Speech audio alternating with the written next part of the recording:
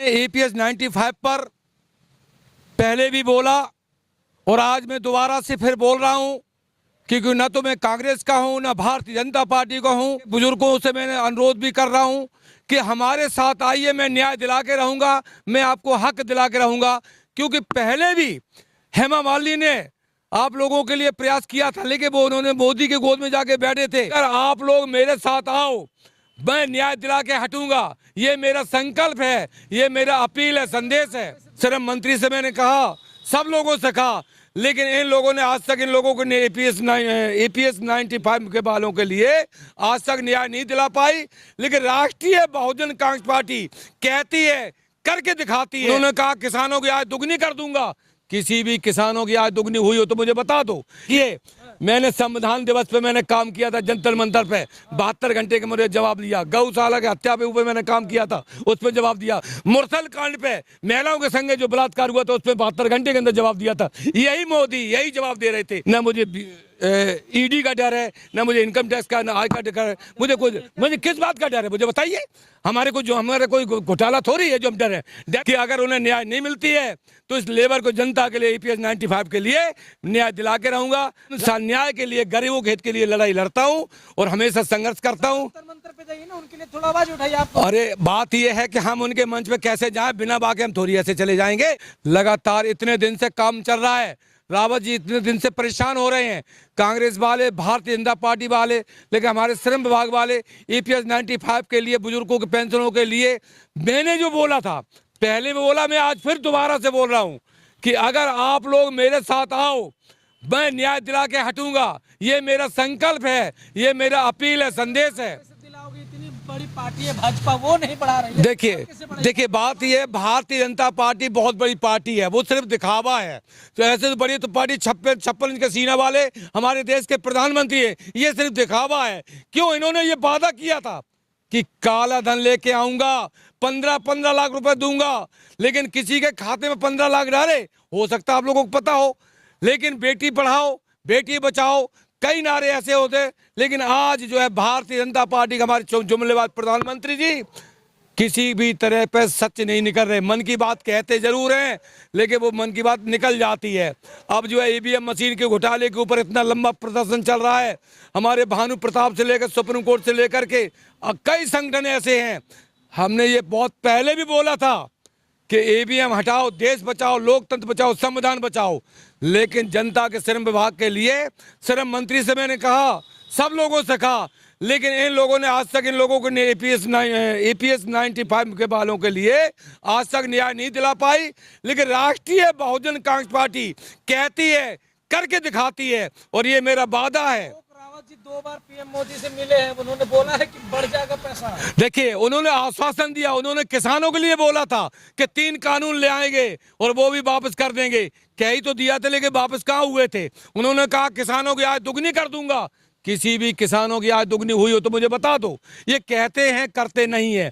लेकिन हमने ये कहा, मेरे से स्टाम्प पेपर लाओ, मैं बोलता हूं कि अगर इनको न्याय चाहिए तो राष्ट्रीय बहुजन कांग्रेस पार्टी से आके संपर्क करो, मैं न्याय दिलाता हूं। आप कहां से दीजिएगा? आपकी पार्टी के तो कोई अस्तित्व ही नहीं है अभी। अरे मेरी पार्टी का अस्तित्व नहीं है पूरे हिंदुस्तान के। अरे मेरी पार्टी हिंदुस्तान नंबर 1 चौथे पे आ रही है।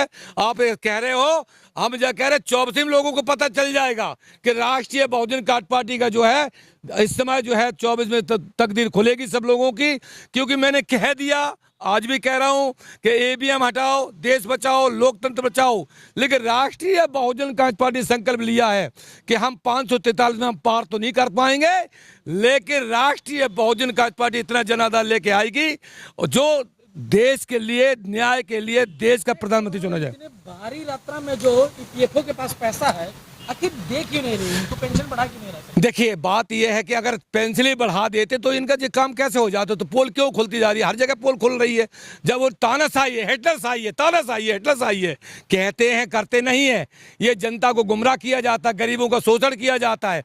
अभी ये जो तुम्हारा बजट पेश हुआ है, जो कि गरीबों मध्य वर्गों का कोई लाभ ही नहीं हुआ, न किसी किसान का लाभ हुआ, न किसी महिलाओं के लिए, न गरीब से गरीब किसी भी लोगों के लिए ऐसा काम नहीं हुआ जो इन्होंने ये वित्त मंत्रालय जो तुम्हारा बजट आया कि जो पैसे EPFO में जमा है उसका सरकार इंटरेस्ट खा रही है, लेकिन हम लोगों की इंटरेस्ट नहीं बढ़ा। देखिए, मैंने आपको पहले ही बोला कि ये धांधलीबाज पार्टी बन के चली जा रही है, ये हर समय घोटाला करते चले जा रहे हैं। लेकिन राष्ट्रीय बहुजन कांग्रेस पार्टी एक ऐसी पार्टी है, ये निकाल के लाएगी, देख के तुम्हें काम करा के दिखाएंगे। अशोक रावत जी को क्या कहना चाहेंगे जो भी प्रदर्शन कर रहे हैं, मैसेज क्या? अशोक रावत जी को मैंने ये बोला था, अशोक रावत जी मुझे संपर्क करें, मैं उनको न्याय दिलाता हूं। ऐसे तो ज्ञापन 70 देते रहेंगे, कोई फायदा नहीं होगा। हम अगर मेरे राष्ट्रीय बहुजन कांग्रेस पार्टी ज्ञापन दोगे तो 72 घंटे के अंदर उन्हें जवाब मिलेगा। मैंने पहले भी बोला था, मैंने कितने 72 घंटे में, देखिए मैंने संविधान दिवस पे मैंने काम किया था जंतर मंतर पे, 72 घंटे के मुझे जवाब दिया। गौशाला के हत्या पे ऊपर मैंने काम किया था, उस पर जवाब दिया। मुरसल कांड पे महिलाओं के संगे जो बलात्कार हुआ था उस पर 72 घंटे के अंदर जवाब दिया था। यही मोदी यही जवाब दे रहे थे। लेकिन राष्ट्रीय बहुजन कांग्रेस पार्टी, उन्हें पता है ना कि ये जुमलेबाज नहीं है, ये राष्ट्रीय एक ऐसा है, इसी किसी प्रकार का कोई दाग नहीं है। ना मुझे सीबीआई का डर है, ना मुझे ईडी का डर है, ना मुझे इनकम टैक्स का, ना आय का डर है।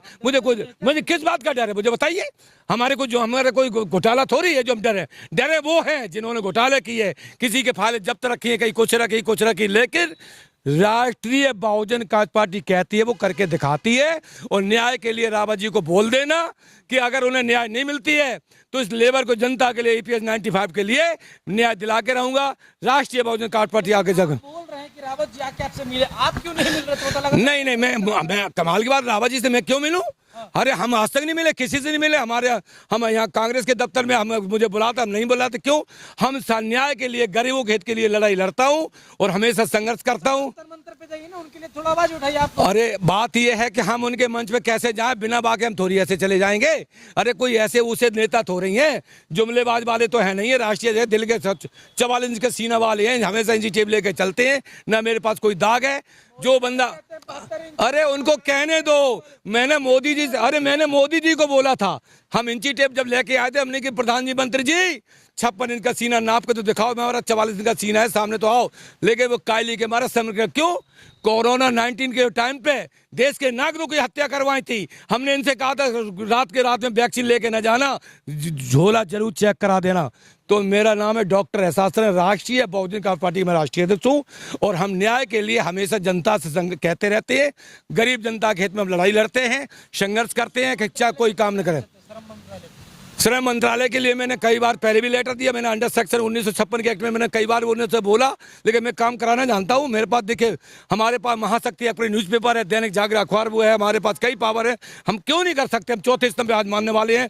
भारतीय प्रेस परिषद का मैं मेंबर हूँ। अरे जुमला नहीं दे रहे हैं, मैं काम करके दिखाता हूँ, काम करके दिखाता हूँ। समय आएगा तो बता देंगे, 24 में पता लग जाएगा कि मेरी पावर क्या है और मोदी जी की पावर क्या है। मैं न्याय दिलाता हूँ, जनता के हक में लड़ाई लड़ता हूँ, चाहे तन बंधन के साथ जो गोली खाने पड़े, चाहे कुछ भी करने पड़े, मैं जनता को न्याय दिला के हट के दूँ। इसके साथ जय भीम, नमो बुद्धाय, जय संविधान।